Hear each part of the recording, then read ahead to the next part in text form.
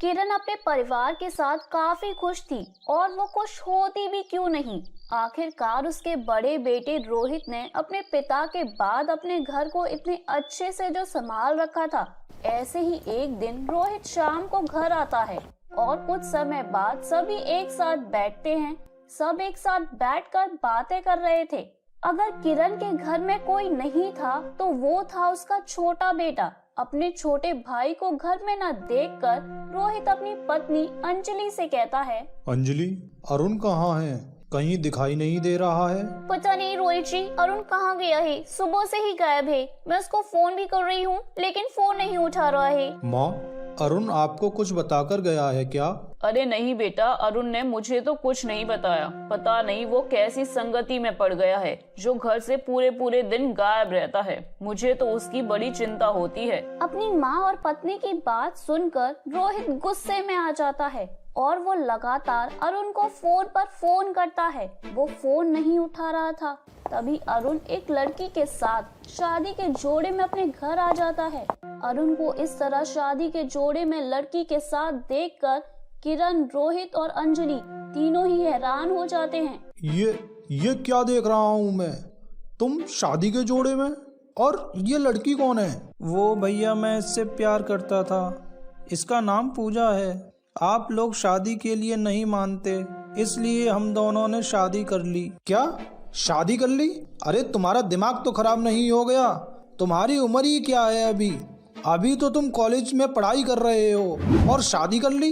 हे भगवान, तेरे दिमाग पर पत्थर पड़ गए थे क्या जो इतनी कम उम्र में शादी कर ली? खुद की तो जिंदगी खराब कर ही ली, साथ ही तूने इस बच्ची की भी जिंदगी खराब कर दी। नहीं मम्मी जी, मेरी जिंदगी खराब नहीं हुई, बल्कि मेरी जिंदगी तो संवर जाएगी आप लोगों के घर में आकर। पूजा की बात सुनकर अब सब चुप हो जाते हैं, लेकिन अब भी सब गुस्से में थे। कोई उन्हें अंदर नहीं आने दे रहा था। लेकिन अंजलि अपनी देवरानी का गृह प्रवेश करवाकर उसे घर में ले आती है और सभी को समझाती है, मम्मी जी, अरुण और पूजा दोनों ही छोटे हैं। उन्होंने बचपन में एक दूसरे से शादी कर ली है, लेकिन हम तो समझदार है ना। हम जानते हैं शादी ब्याह जिम्मेदारी है, इसलिए हमें उनका सपोर्ट करना चाहिए ताकि वो आने वाले समय में कुछ गलत कदम ना उठा लें। अंजलि की बात से अब सभी सहमत होते हैं और उसकी बात मान जाते हैं और ना चाहते हुए भी सबको अरुण और पूजा को माफ करना पड़ता है। किरण पूजा को अपनी बहू के रूप में स्वीकार कर लेती है। ऐसे ही एक दिन सभी बैठे हुए थे, तभी वहाँ अंजलि का बेटा रियान आता है। माँ, पापा, स्कूल की फीस भरने का समय आ गया है। आज सर बोल रहे थे। बेटा, तू अपने स्कूल की फीस की चिंता क्यों करता है? मैं हूँ ना, कल तेरे स्कूल की फीस जमा हो जाएगी। जा। रोहित की बात सुनकर रिहान वहाँ से चला जाता है।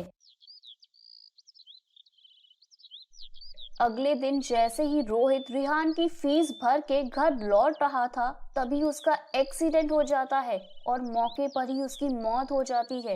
रोहित की मौत का सदमा अंजलि बर्दाश्त नहीं कर पाती।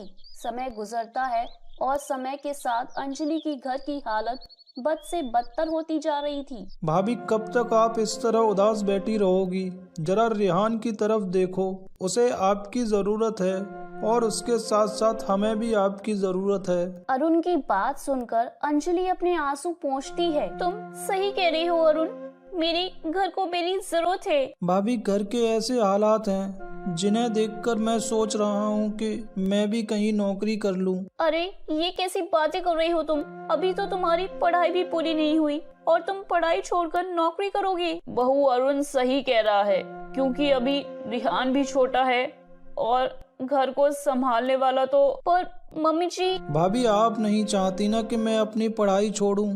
तो ठीक है, मैं अपनी पढ़ाई नहीं छोड़ूंगा। अरुण अपनी बात खत्म करके वहाँ से चला जाता है। रोहित की मौत के बाद घर की सारी जिम्मेदारी अंजलि के ऊपर आ जाती है। अंजलि का घर अब उसकी पेंशन से चलने लगा था। समय गुजरता है और समय के साथ अंजलि की पेंशन कम पड़ जाती है, क्योंकि अरुण, पूजा और घर के बाकी लोग फालतू के खर्चे शुरू कर देते हैं। ऐसे ही एक दिन अंजलि अपने कमरे में बैठकर अपनी आई हुई पेंशन गिन रही थी।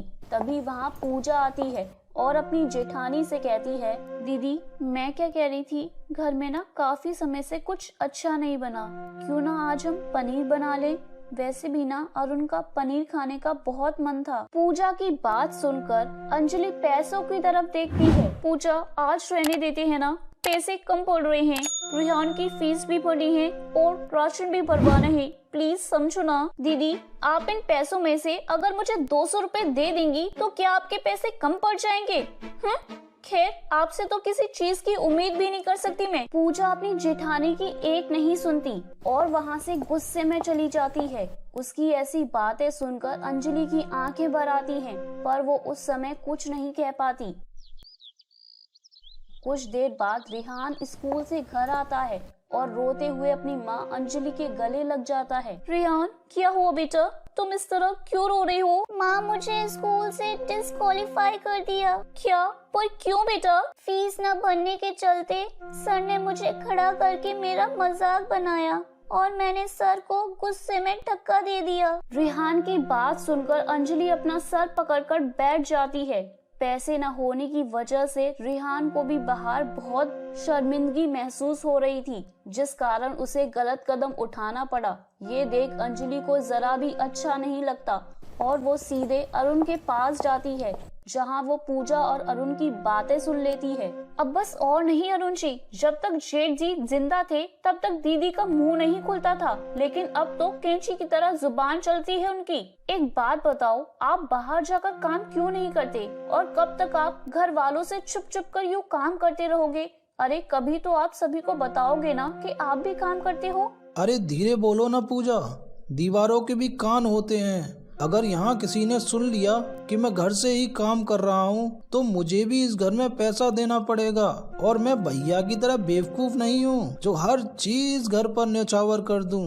अरे मेरी भी कुछ जिम्मेदारियाँ हैं जो मुझे निभानी है, जैसे कि तुम, माँ। दोनों की बात सुनकर अंजलि को एक झटका लगता है और वो उन सब चीजों को याद करने लगती है जो रोहित और उसने मिलकर अरुण के लिए की थी।